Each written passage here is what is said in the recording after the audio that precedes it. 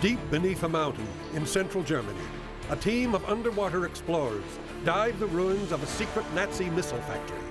Join the Sea Hunters as they explore underground tunnels flooded since just after World War II, where thousands of men died constructing the vengeance weapons of Adolf Hitler.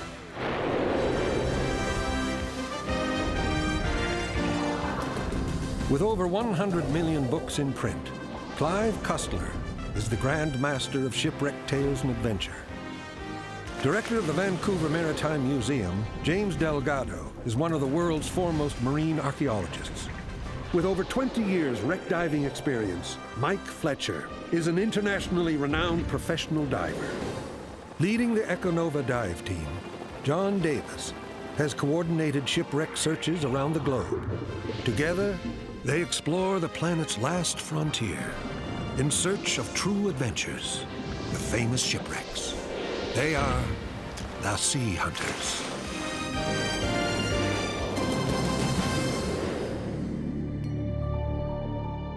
I'm Clive Cussler.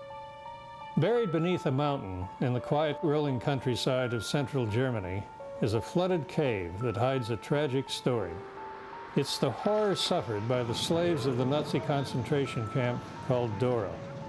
The inmates who toiled deep inside the mountain excavated what was to be a secret subterranean factory where they were forced to assemble the deadly rocket weapon known as the V2.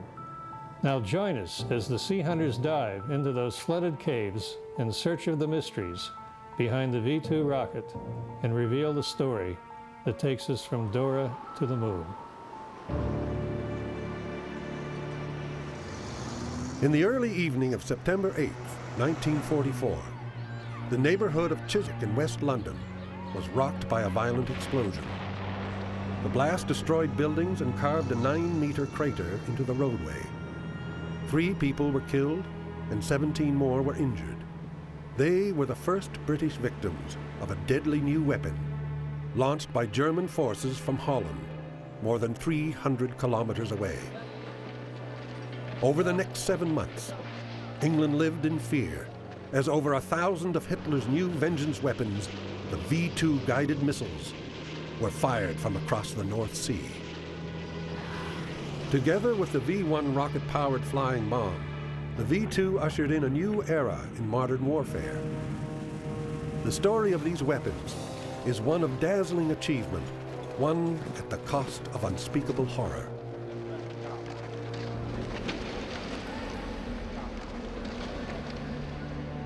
At the end of the war, much of the Mittelwerk rocket factory was destroyed by the Soviets in accordance with the Potsdam Treaty, which denied Germany the rights to this type of technology. Eventually, seepage of groundwater completely flooded the lower tunnels. German archaeologist Willy Kramer was the first archaeologist to explore the flooded lower chambers, including the final assembly hall, an enormous cave over 15 meters in height, where the giant V2 rockets were given their final test before transport to the battlefield. This site, once the last hope of Nazi Germany, is now seemingly frozen in time beneath the icy water.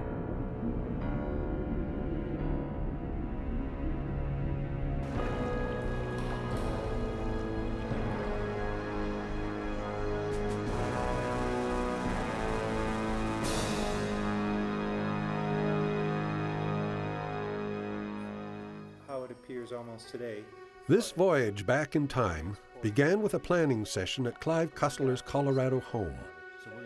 The Sea Hunters will travel to central Germany on an expedition unlike any they've attempted before. They will dive the flooded tunnels of the underground weapons complex of Nazi Germany. Well, the untapped story is the slave labor and all the 40 to 20,000 that died, building this thing. Dora is one you never hear of. You always hear of Dachau and Buchenwald and Auschwitz and so on, but you never hear of Dora. Germany's defeat in World War I was sealed with the Treaty of Versailles, which restricted the Germans by denying them an effective army, air force, or artillery. Soon German generals were exploring loopholes in order to rearm. Their search led to a small group of amateur rocketry enthusiasts in a suburb of Berlin. In 1932, the most promising of these rocketeers, 20-year-old Werner von Braun, accepted a position with the Army's Weapons Development Center at Kummersdorf, near Berlin. Von Braun hoped that the Army's deep pockets would finance his dream of putting a rocket into space. 2 months after von Braun began work with the Wehrmacht, Adolf Hitler was elected Chancellor of Germany. As the Nazis began to rearm, rocket research began to benefit from increased funding and eventually would gain high priority. Hitler was focused on ballistic missiles raining upon enemy cities hundreds of kilometers away. A large research and manufacturing complex was built amidst the forest at Peenemünde, on an island off Germany's Baltic coast. Today, in the quiet village nearby, there is little left to remind the visitor that this was once the home of the foremost rocket scientists in the world. Yet much of the wartime complex has survived. Here, at Peenemunde's West Works, Luftwaffe engineers developed the Fieseler 103, the world's first cruise missile. The prototypes of this jet-propelled flying bomb, later designated the V-1, were first tested here. Eventually manufactured in the thousands, the V-1s were launched against targets in Britain and Belgium. Nicknamed Doodlebug by the British, the V-1's 848 kilograms of high explosive packed a lethal punch. In Peenemunde's East Works, von Braun and his staff struggled to design a practical ballistic missile, powered by a sophisticated rocket engine, delivering 25,000 kilograms of thrust, 17 times more powerful than any rocket then in existence.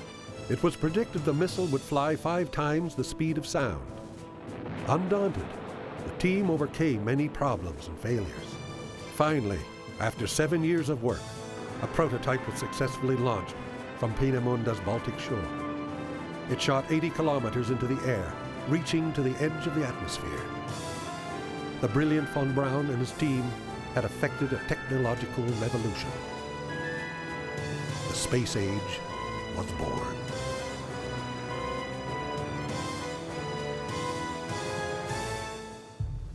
Hitler's interest in the program waxed and waned, but when the Allies stepped up their bombing of German cities, he seized upon the missiles as weapons of revenge. The missiles of Peenemunde were given new names. The flying bomb would be known as Vengeance Weapon 1, and von Braun's missile would become infamous as the V2.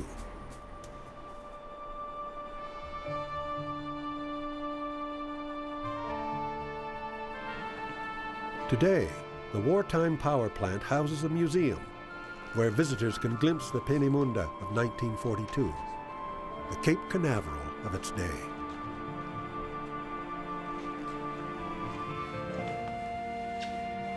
The V2 launch sites were situated within an earthen bowl to contain the blasts of successful launches and the destruction of those that failed.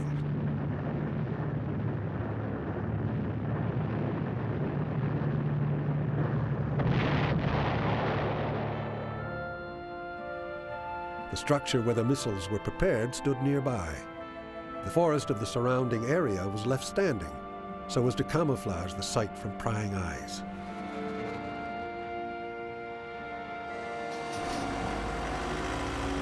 The team has been granted permission to tour the restricted areas of the facility, the V2 launch platform itself.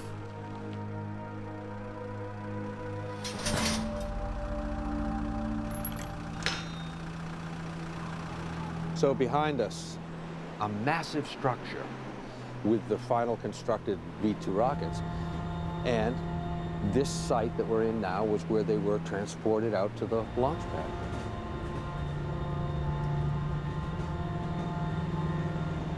So they came down here, and then where?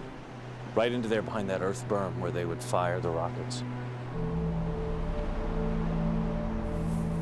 So John, we're essentially standing in the middle of the launch area. You're in the fireball. You are standing in the fireball of the first V2 rockets. It's a remarkable place. This is where the human race first touched space, right here. In the midst of wartime material and labor shortages, the rocket scientists of Peenemünde now had to rush the V2 into production. The desperate need for manpower led to a decision that would cost the lives of tens of thousands. Peenemünde would adopt a practice already embraced by German industry, the exploitation of concentration camp prisoners as slave laborers. Hitler's rapid militarization, coupled with his reluctance to mobilize Germany's women, created a critical shortage of labor within the Reich. With millions of men at the front, Germany turned to its conquered territories for workers, rounding them up and shipping them to Germany by force. As the labor shortage grew more acute, the SS began leasing concentration camp inmates to government agencies and private firms as slave laborers. An extensive supply of labor, the employer was free to work to death. By 1944, 1 in 4 workers in the Reich was one of these foreign slaves. Germany had ruthlessly gathered over 5 million foreign workers, perhaps as many as 8 million when prisoners of war and concentration camp inmates are included, who labored within every sector of the German economy.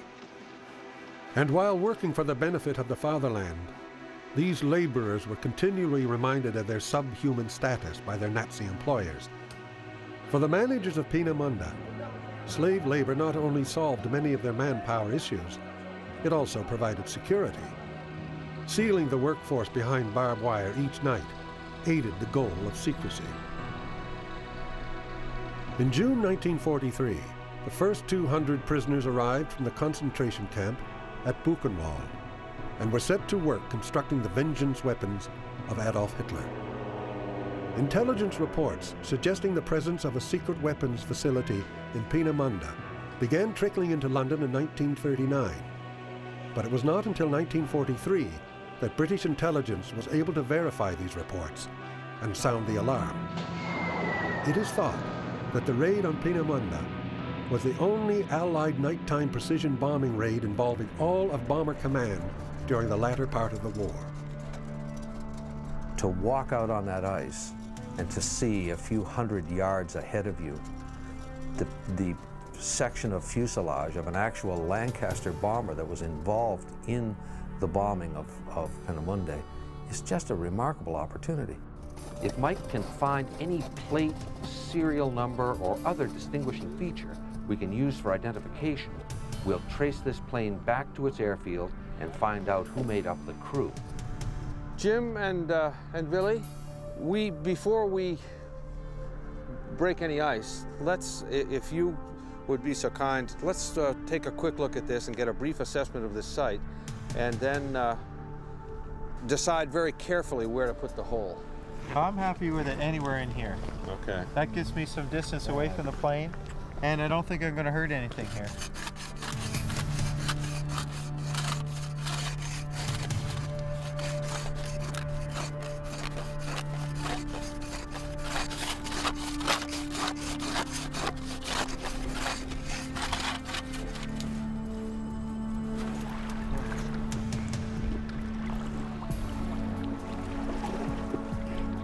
One hole in the ice, guys.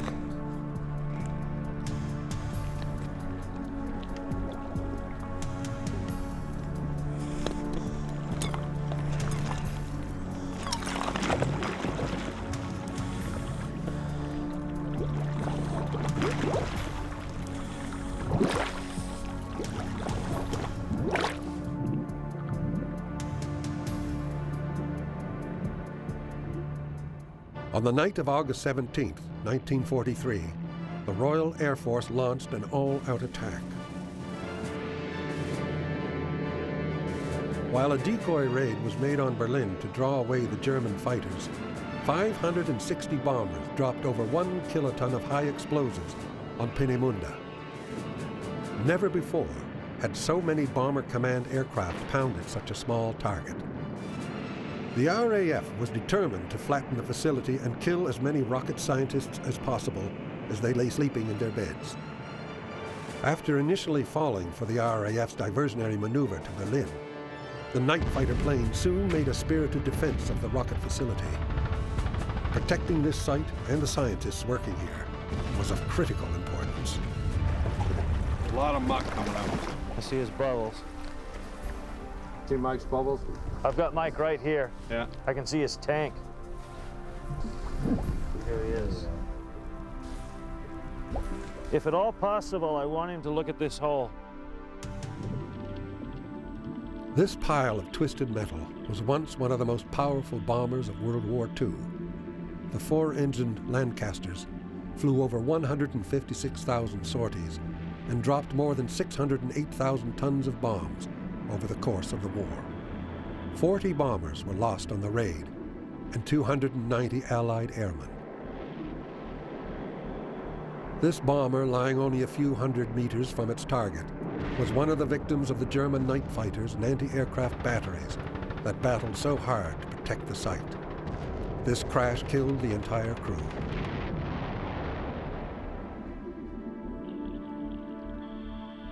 Essentially, we were diving in a swamp. The water was extremely shallow. The bottom was a combination of hundreds of years of rotted organic material. So it was a real challenge not to stir up the water because it was so shallow. You only had a couple of feet between the bottom of the ice and the bottom of the lake. After consulting with a German historian who specialized on the Peenemünde raid, it was determined that this Lancaster was of the 44 Rhodesia Squadron, based at Dunham Lodge Airfield. Her pilot was Reginald Harding from Kirkland Lake, Ontario, while another crewman, Flight Sergeant Peter Piniski, was from Cape Breton, Nova Scotia, the province where the Sea Hunters are based. As for Peenemünde, much of the housing estate and dozens of buildings in the experimental and production works areas were destroyed. Nearly 200 residents were killed, as well as 2 senior scientists. But most of the casualties were slave workers, many of which were locked in their barracks, unable to escape as British bombs fell. When the smoke cleared, the managers were astounded to see the main facilities still standing. Miraculously, many of the bombs had landed unexploded in the sea. Others buried themselves in the soft soil, where the force of their blast was muffled. On August 25th, just 8 days after the raid, the staff of Peenemünde received startling orders. Reconstruction was to halt. Peenemünde had proven itself too exposed, too vulnerable. Hitler's rocket factory was to relocate to a secret underground location safe from Allied bombs. The new facility, given the code name Mittelwerk, would occupy tunnels carved into the Harz Mountains by decades of gypsum mining. Near the town of Nordhausen, the tunnels extended almost 2 kilometers into the mountain, providing over 1 million cubic meters of underground space. The prison laborers lived in the tunnels in a Buchenwald subcamp, given the name Dora. Soon the name became synonymous with death. Survivor Leo Fontaine remembers the terror of being assigned to Dora by the SS clerks of the Buchenwald Labor Office. After a while we were told that we were going to Dora, about 300 men of us. I wanted to find out what Dora was all about. I went to the employment office and see if they could tell me something. And the message that I got over there was quite straightforward. We know nothing about Dora. The only thing we know, we sent stacks of prisoners over there and only dead bodies come back. Today, the rolling countryside of Thuringia in central Germany is quiet and peaceful. It is difficult to imagine that half a century ago, this was the center for the manufacture of death. Where concentration camp Dora once stood, a museum tells the story of those who were imprisoned here. Once an ugly scar upon the face of Germany, the years have softened its features of stone and steel. Walls which imprisoned thousands of workers are gone. Grass has replaced mud, and the whisper of the wind has taken the place of shouted orders and cries of pain. There have been several attempts to bulldoze the former camp area in the last 50 years, not only here at Dora, but also at another places. And I think it's important for us, for the future, to preserve this place, because now the last survivors are dying. In 10 years there will be no one who can tell what was going on there 60 years ago. The camp itself was destroyed by the civilian administration in the 1950s. Near the end of the war, this camp held between 14 and 19,000 prisoners. The first to arrive were 128 prisoners from Buchenwald. They were put in bunks 4 stories high, were the bunks. We were sleeping on boards, only boards, nothing. There was no mattresses, no nothing. The floors were floors, and nothing on the floors, only dirt. It was the raining season, mud. That's all we knew, mud. We were put in striped uniforms. There were hardly any barracks. You could see some prisoners walking around over there like shadows. They were set to work digging and blasting to make room for the massive missile works. They were the first of 60,000 prisoners who would pass through the facility over the next 2 years. The tunnel was an awful place just to walk in, because the tunnel was a place you felt you were going to suffocate all the time. There was no air, a lot of dust, noise, unbelievable. During the initial months of excavation and tunnel refit, the prisoners lived, slept, and worked below ground, rarely seeing the light of day. It was during this period between October and December of 1943 that the most unbelievably brutal work was performed by the prisoners. Emaciated men drilled rock, moved boulders, and shifted immense machinery with little more than hand tools. Thousands of tons of rock were blasted out of the mountain, then dragged in carts from the tunnels. Working in the cold and the damp on starvation rations, shivering in filthy rags, the workers suffered savage beatings at the hands of their SS guards and the prisoner trustees known as kapos. Artwork made by the prisoners themselves illustrate the day-to-day brutality of their existence at Dora.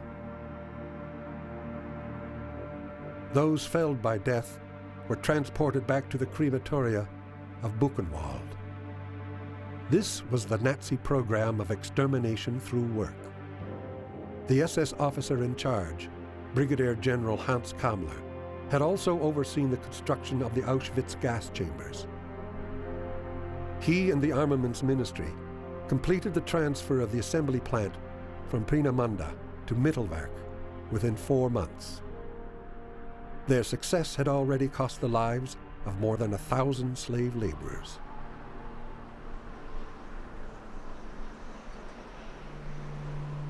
It is a cold, gray day in December, just 2 weeks before Christmas.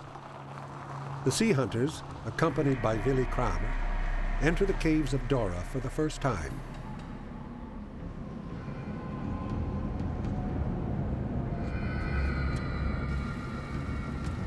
As part of the reclamation of this historic site, some of the tunnels have been modified for visitor safety precautions, but the majority of the tunnel network, stretching for kilometers into the rock, is just as it was left 60 years ago.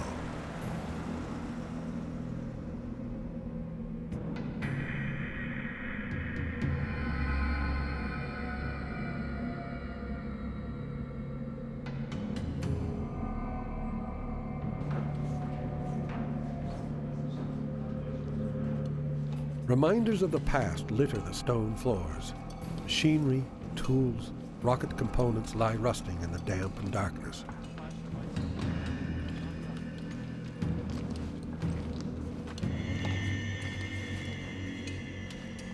To access the entryway into the flooded lower levels, the sea hunters will hike further into the restricted portions of the tunnels, carrying their dive and camera gear over broken rock and jagged steel.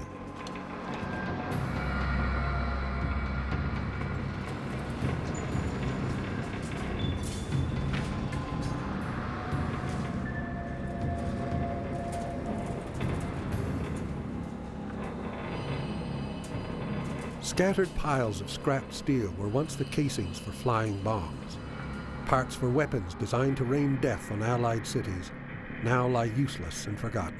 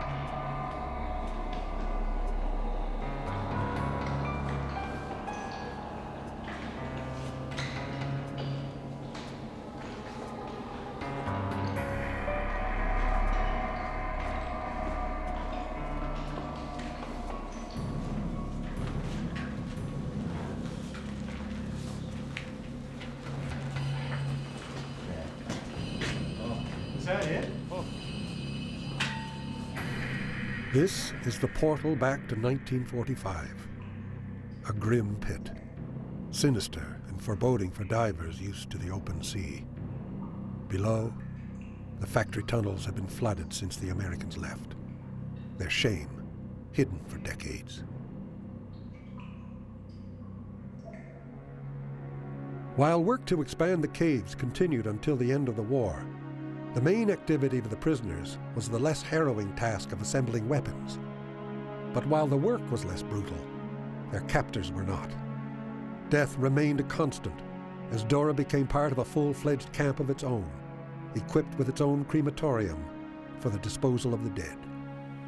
We saw that the crematorium was working. We didn't know exactly what it is, but we felt that like burned meat all the time.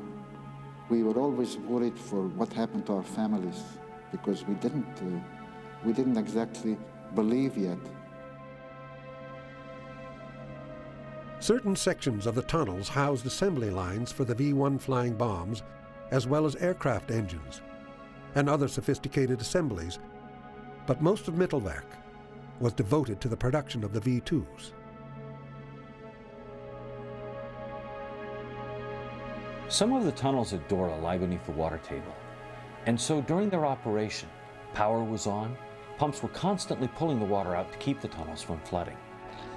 When the American troops left the area, the power was cut and the pumps turned off. With the power gone and the pumps silent, the water began to rise, and eventually, the lower levels of those tunnels were flooded with cold, clear water that sealed them for decades. Got it.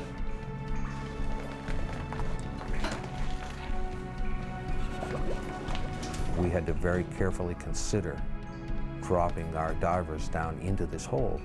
From just above the hole from where we're standing is a 3x3 concrete slab, which is tipped and could potentially slide down into that opening at any time.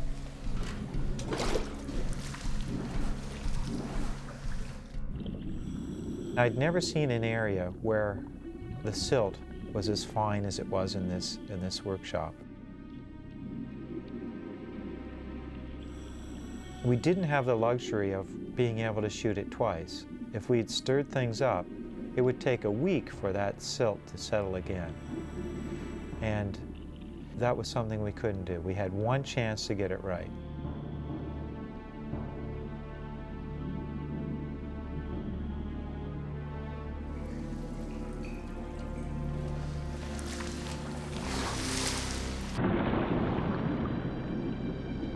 The water inside the flooded area was clear, where silt and rust had not begun to muddy it up. And yet, looking up towards the surface, my bubbles were dislodging bits of rust. You could see a scum of rust on the surface. Mike and Jim are as close as anyone can now be to the heart of Hitler's vengeance weapons program. The components that were built in this string of workshops were amongst the most technically advanced and complicated mechanisms known to warfare. Perhaps the last people here, prior to this visit, were striped-suited slave laborers who, over 50 years ago, sat at these tables, cold and half-starved, Kapos and German guards standing watch over their shoulders as they manufactured the final critical pieces of the weapon that would change the world. Preserved in these cold waters is the site where the finest components of the V-1 and V-2 rockets were assembled. Gyros and guidance systems that kept them on target, electronic circuitry and switches which calibrated the fuel flow to their engines. All the small critical components that were essential for these sophisticated weapons to deliver their deadly payloads to London, Antwerp, Paris, and other civilian centers as part of Hitler's effort to terrorize the Allies and to weaken their resolve for war. I could see Mike at the end of the room, and he was up at a doorway that led into another area. So I swam up to him and looked over his shoulder, and it was incredible. Paint still on the walls, a shelf, a desk in one corner. You really had a sense that this workspace, this tiny enclosed, now flooded spot, was where people had struggled and had worked at the end of the war. And as we hovered there together, time was literally standing still.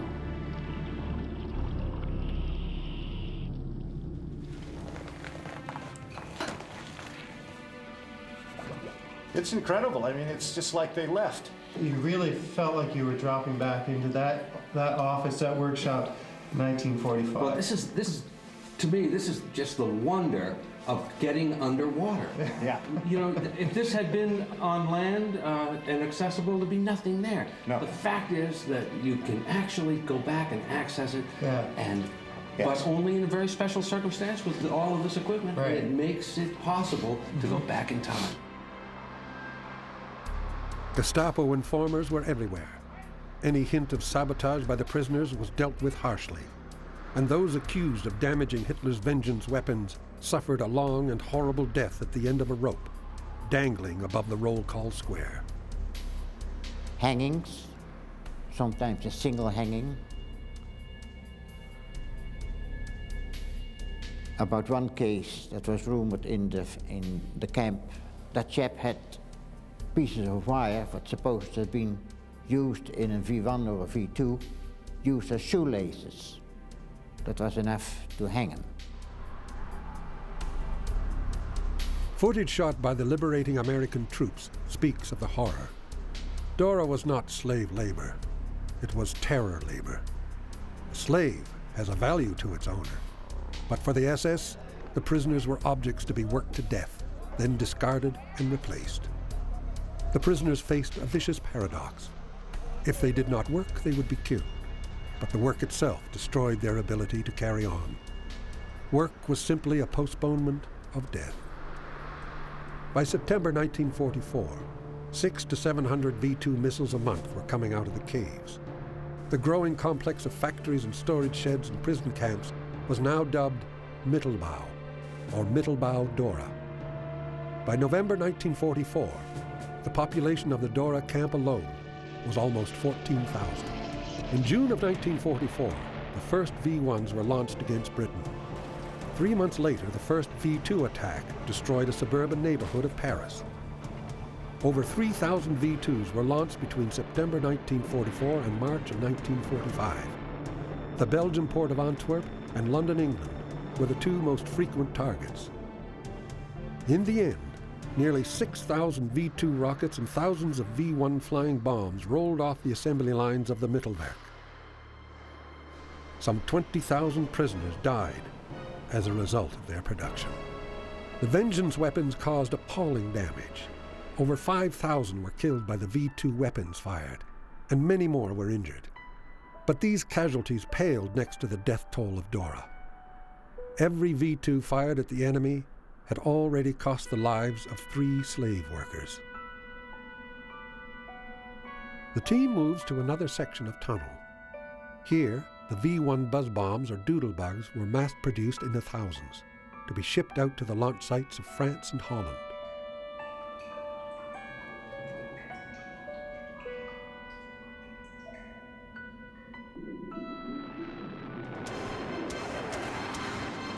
A much less sophisticated weapon than the V-2, the V-1 was not only easier to manufacture, they were easier to shoot down. Some Allied fighter pilots grew adept at flipping the missiles over with the wingtip of their aircraft.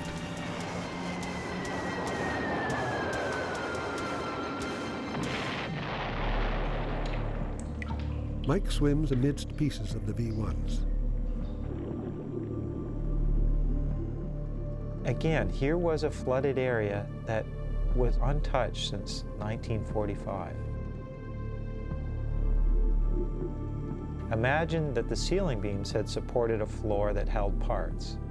And as we progressed along this tunnel, the rockets too progressed along the tunnel.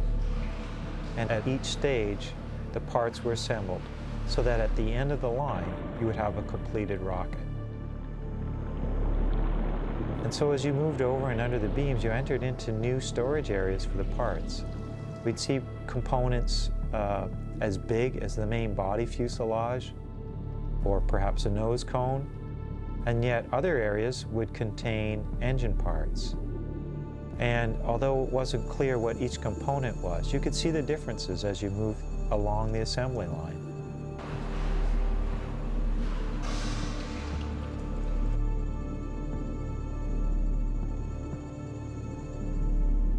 And you also saw things like the original signs that were there to either to designate different component areas or just simply warning signs.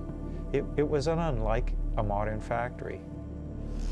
As you went back, there's just different levels of equipment? Oh yeah, it's as if this were a workshop or a sort of assembly area, and each partition represents a new function or a new station for pieces maybe to be added or to be stored. As the Russians surged closer from the east and the Americans from the west, the SS began planning for the final removal of the Mittelbau-Dora prisoners. Thousands of the prisoners were shipped to other camps by train under appalling conditions. They packed us in the cars. They locked the cars with one portion of bread, and we started moving. The people at that time, I would say most of the people, were already sick because of the time. They're already with bones and skin, almost no flesh. People sitting there, dying. From our train, from our wagon, 8 people walked out alive.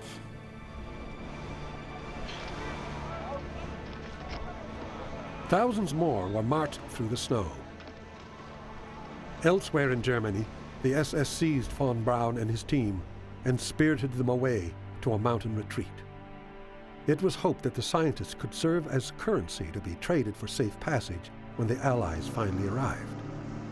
On April 11th, the U.S. 3rd Armored Division and the 104th Infantry entered Dora.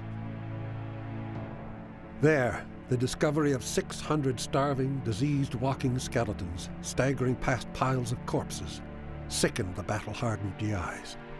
As American medics set up an emergency hospital, other patrols entered the caves and were stunned at what lay before them. The assembly lines were intact, as if waiting for the workers to return.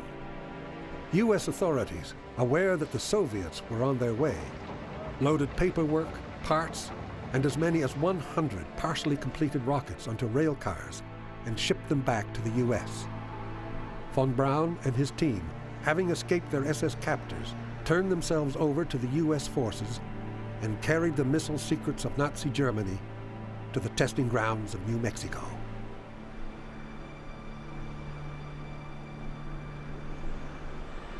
Mittelwerk and Mittelbau Dora was turned over to the Soviets, who over the next few years stripped the tunnels of tons of equipment before blowing up large sections, burying its shame beneath tons of rock.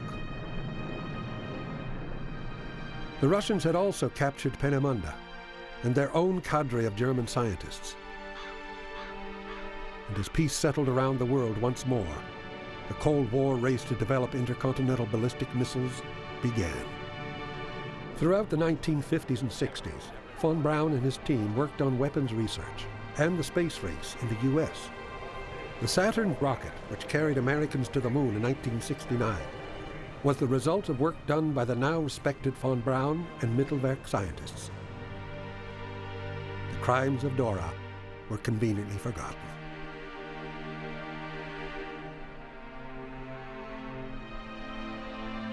In the end, 15 of Dora's SS guards and Kapos were tried and convicted of war crimes.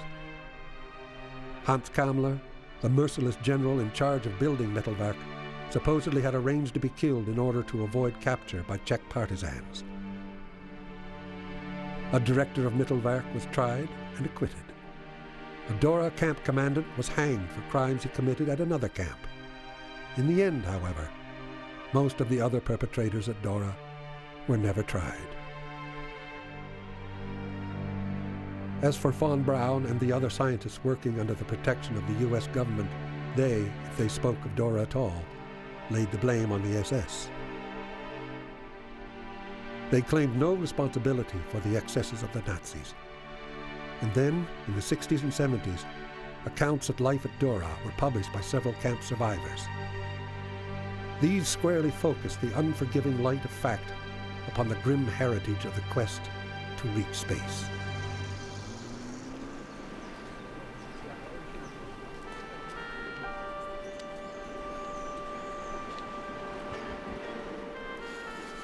Mike and Willie arrive at a memorial service held during a reunion of Dora survivors.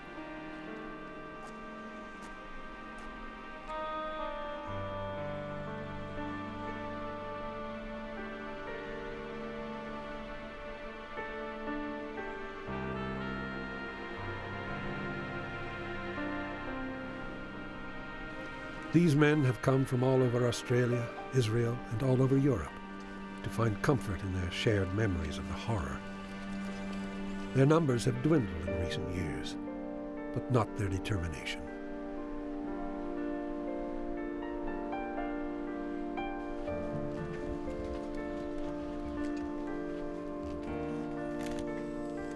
They have returned to remember those who perished and to quietly celebrate survival.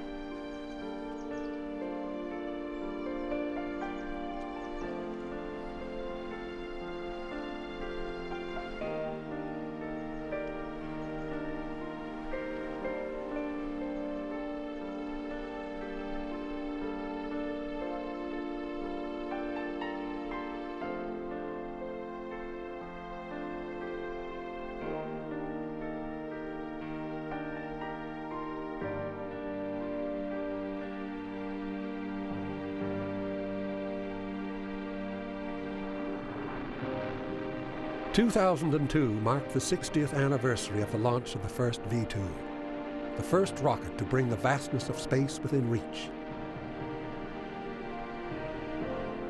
The technical advances made in just a few short years by the technicians and scientists of Peenemünde set man on the path to space. But their achievements and all of the accomplishments which followed are sullied by the blood of Dora. The armaments output was nearly nothing, and the main product of the Mittelbau Dora complex was the death.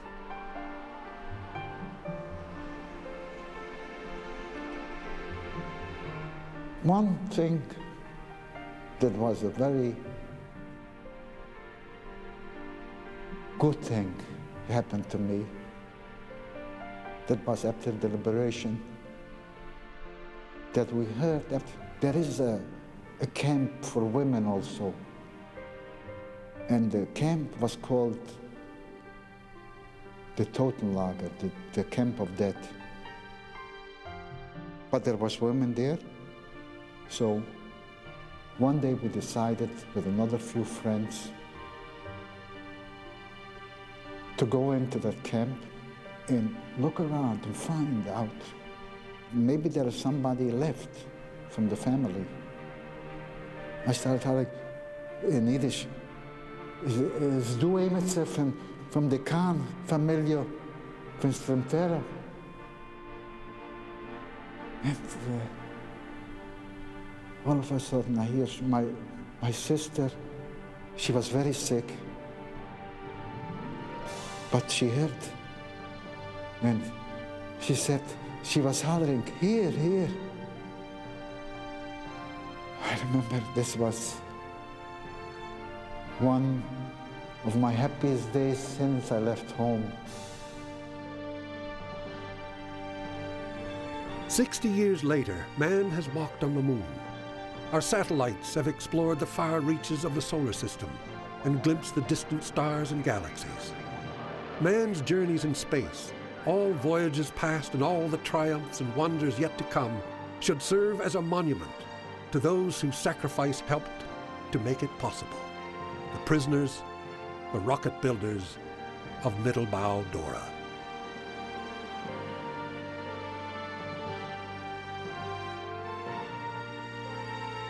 What we find buried in the past can lead us to the future.